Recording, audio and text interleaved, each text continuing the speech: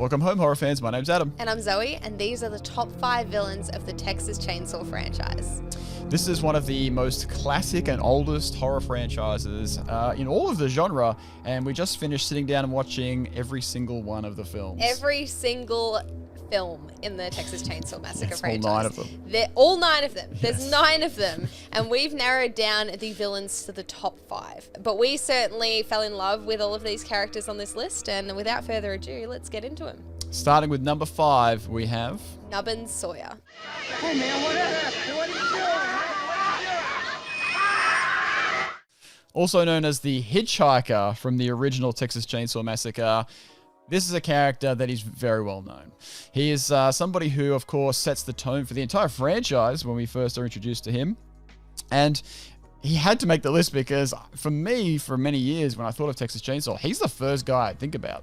I think Nubbins is a very interesting character. He is the first villain that shows up in the entire franchise. He does set the tone. He really shows you what this franchise and this movie and this family are really going to be about and what they're capable of.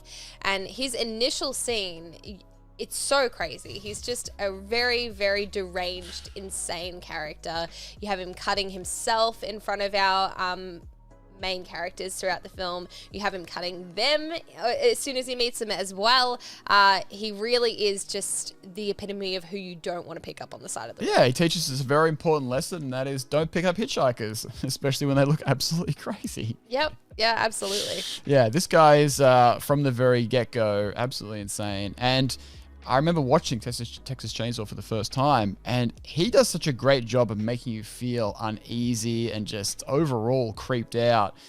Phenomenal job by the actor in this role. And this was a film obviously shot in the 70s, very low budget, and they pull off this feeling of dread so well from the start. Phenomenal character. We don't see heaps of him because he's only in the first film, effectively. Mm-hmm. Well, let's not talk about too much, but legitimately, as that actor plays him, he's only in the first film.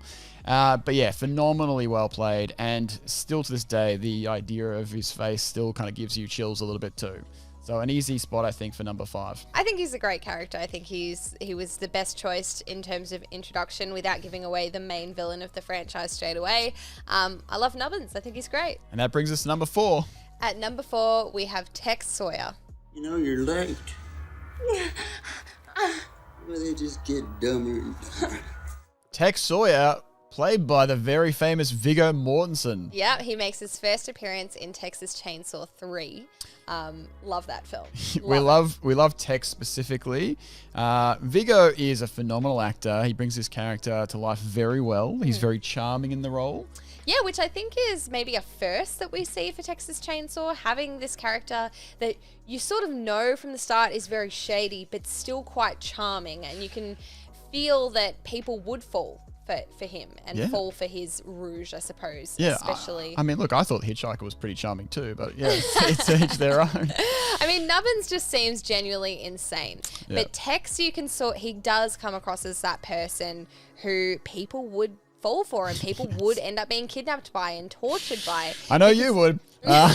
Because he seems so real. He seems so real. He's incredibly real. He's incredibly well played by Viggo. Funnily enough, you don't know Viggo that well, but he is famously Lord of the Rings. From Lord of the Rings, the guy who plays the man, Aragorn, who's does a phenomenal job in it. And he brings it in this film too. If you haven't seen this Texas Chainsaw, which is one of the Texas Chainsaws I want to say that people haven't probably seen as much, it's worth watching just for seeing Viggo in this role. Absolutely. Texas Chainsaw 3 has great villains, great family members, but also great victims as well. I think that Texas Chainsaw 3 has a very, very strong cast, and I think that it is probably very underrated. And Tex Sawyer being maybe the number one reason to go and sit down and watch that film. Yeah, he makes this film very watchable. Absolutely. And I think through the franchise, the films are very up and down, let's say. But we love some really great, I don't want to spoil the rest of this list, but we do see some really great villains and played by big name actors who portray them really well. And this one stands out well. And of course, who doesn't love Viggo, whether it's for Lord of the Rings or a number of his other films that he's done. I won't go through the whole list, but he has had some great roles. And in this, I would add it to one of his great roles as well. Yeah. And I'm a big fan of not just him, but in this particular version of Leatherface's family, I love every character in it. And I think the film really works because of that. So definitely an easy one to pick on this list. not just for Viggo's fantastic portrayal, But the family in general. They definitely feel more like a family Yeah. rather than people that are just abusing each other and doing terrible things. Yeah, and very likable too, you know? This one isn't a family that's just disgusting. Like the first movie specifically, they always just give me the creeps kind of thing. This is just like a cool family. It's just like, this is one of those families that you really enjoy. A cool family that have a cool hobby. Yes. And that's kidnapping people across Texas. Yes, exactly right. You do like the fact that Viggo himself has painted nails in this one as well. Painted nails. I Yeah. think that to me, for a film that came out around that time, It's an interesting choice. it's pretty unheard of. And I personally love it. I think that it works for his character so well. And Viggo Mortensen himself actually wanted the character to be portrayed that way. Very I interesting. think it's very interesting. I think it works definitely in the character's favor. And yeah, definitely one of my favorites. Well, that being said, of course, Leatherface himself does put on not just a woman's face, but lipstick, makeup. So I guess it's in line. There's something going on out in the country in Texas there. I'm not really sure what it is.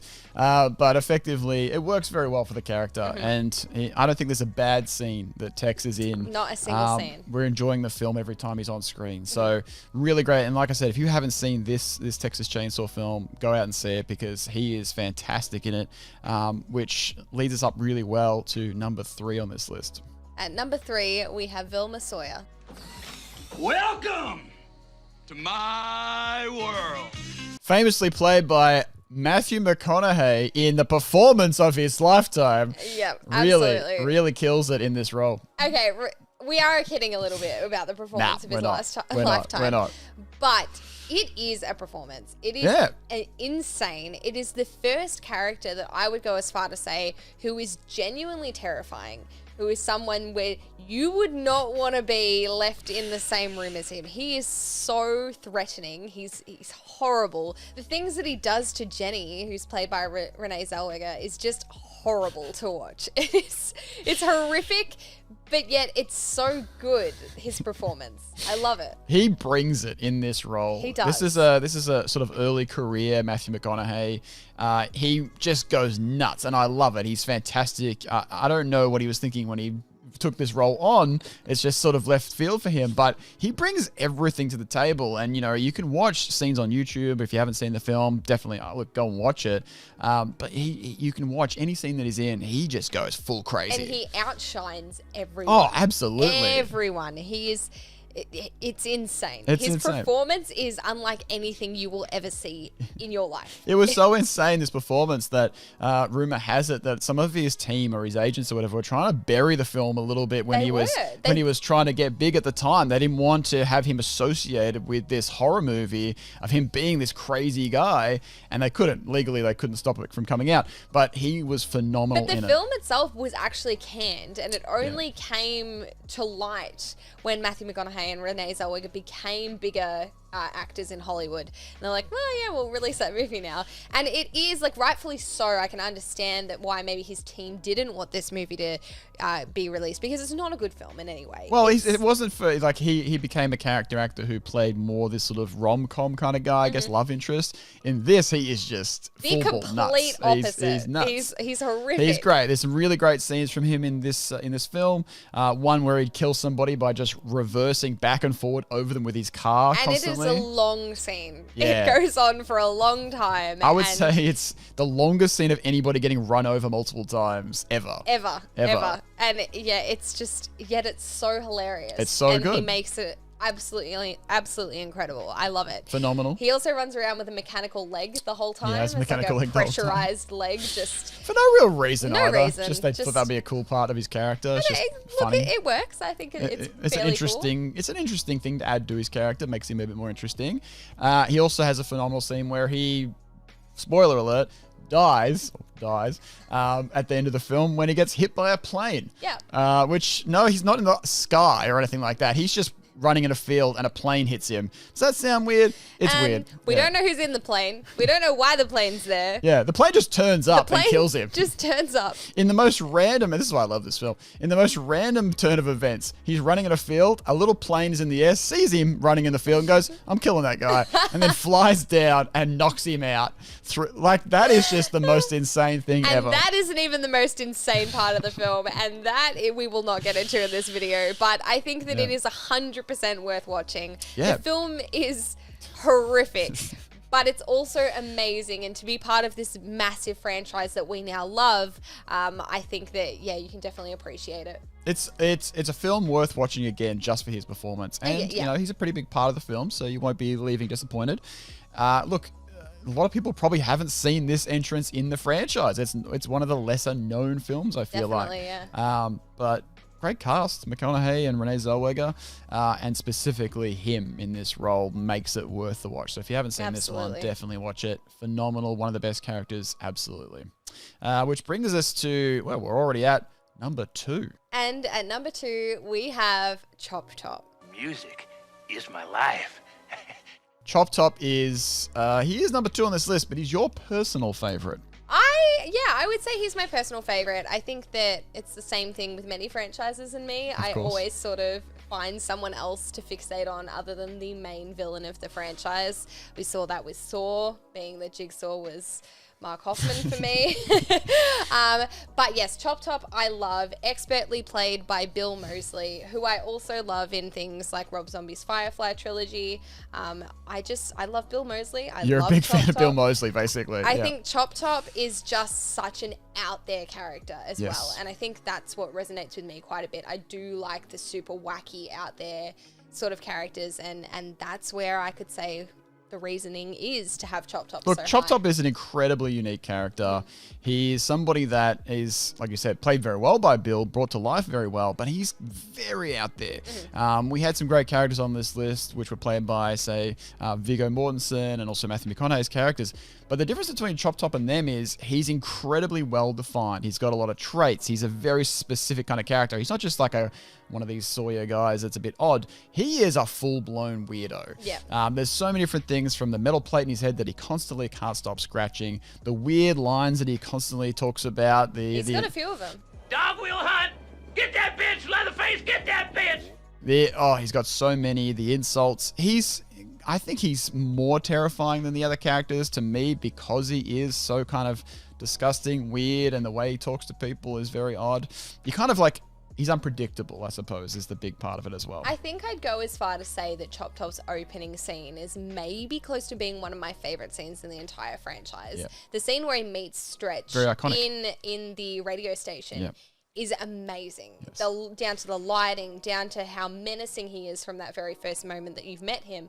I think that it is fantastic. I think the thing as well with that film, it is an iconic scene. And I think that Texas Chainsaw 2, if you think about Texas Chainsaw 2, Chop Top is kind of like the number one thing you think about, that character.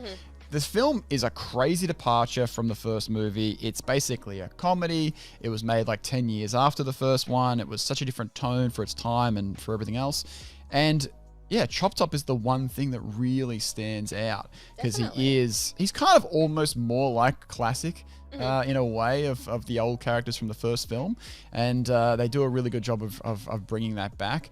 But if you haven't seen Texas Chainsaw 2, again, this is one worth seeing purely just for Bill Moseley's Chop Top character. What annoys me about Texas Chainsaw 2 and how people perceive Texas Chainsaw 2 is it was looked at in comparison to the first one, which is a very real slasher flick. It is one that people would often say is the scariest film of all time.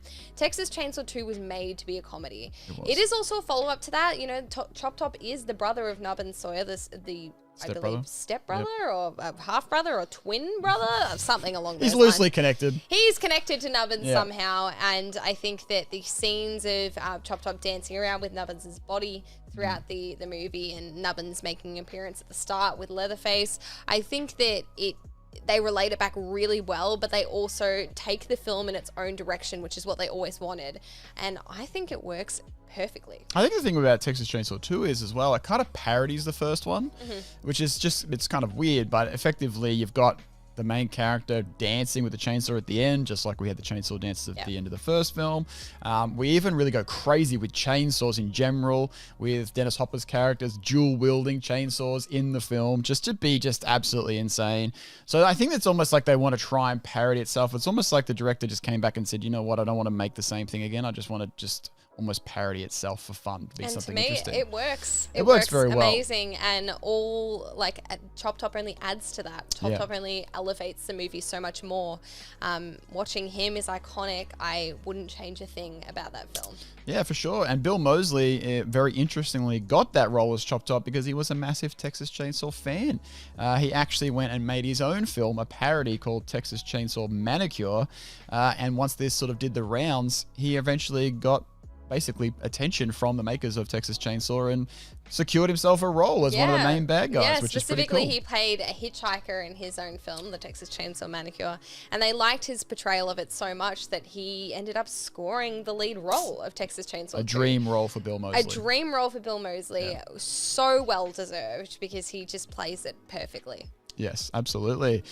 Which leaves us with the top number one spot, which is pretty bloody obvious. And that number one spot is... How could we not give it to Leatherface himself?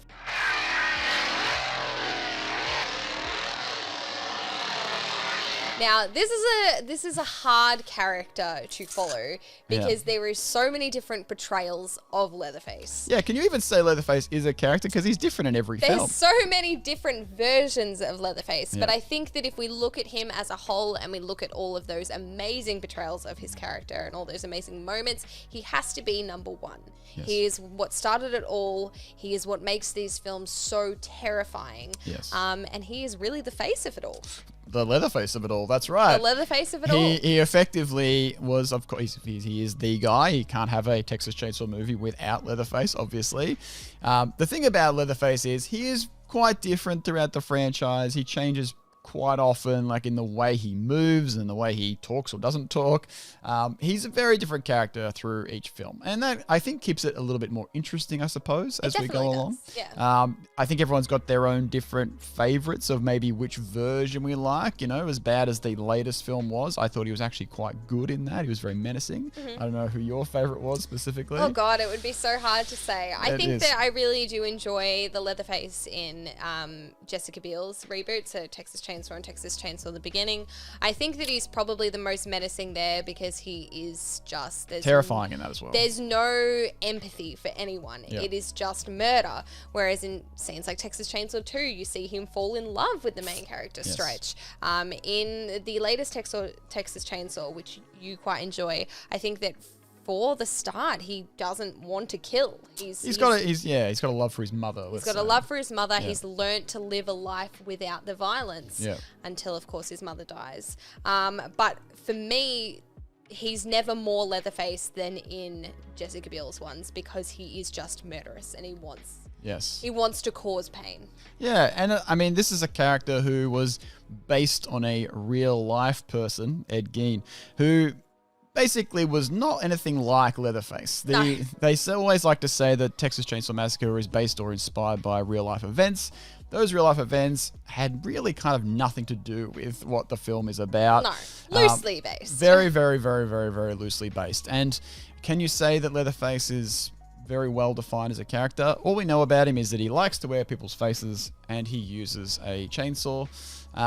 Maybe that, and he's a little bit slow on his feet, let's say. Outside of that, that's pretty much his whole character. And I do dare to say that that's why I enjoy Leatherface so much, the movie I'm speaking of. Yeah. Not the character. Yes. Not to be confused with the character. You like Leatherface the movie because we see a different side to it. We do see a different side to Leatherface. I think that Leatherface does a really good job at showing why Leatherface gets his face and where Leatherface begun. And I always think origin stories are really important, especially for a character who we're introduced to as Leatherface, and that's it. There's no background information. There's no reason as to why. And so that's why I think Leatherface works really well as a movie. Again, completely different portrayal of the character compared to what we've seen throughout many of the other films. But I still enjoy it, and I still, regardless of how inconsistent his character is, I still think Leatherface is the best. Yes, and that being said, you know, as much as people crapped on the latest film from Netflix, I didn't think it was the worst movie in the world. I enjoyed him and his kills in that film. I thought it was far from the worst movie. Yeah, it was a bit of fun. You got to take it as a bit of a comedy in a sense and stuff like that. And I look forward to what they do with the character in the future. And let's be honest, like they will do something with this character in the future. The game has brought back Texas Chainsaw and has it more alive than ever. So it can't be long before we get the next installment of Texas Chainsaw. And That's right. I'm so excited for it. I really hope that they delve into the family dynamic a bit more, because I would say that's something I've missed over the past couple of films. Having the family in it. With Texas 3D, we only saw Leatherface. And then Leatherface, we saw maybe a few other characters as well, but not very often. I definitely am excited to see them bring back more of a family dynamic. Yes, I think in the future we can go back to some more Viggo Mortensons and Matthew McConaughey's for the Bring them franchise. back. Just Yes. pull them all back in. They'll come back. Yeah, that would be a really good idea for sure. Otherwise, guys, that is the top 5 list for us. And if we missed any, or if your favorite was in that list, please let us know in the comments. And if you liked us talking about Texas Chainsaw, definitely hit like on this video. Otherwise, guys, we'll see you in the next one. See you next time, guys. Game over.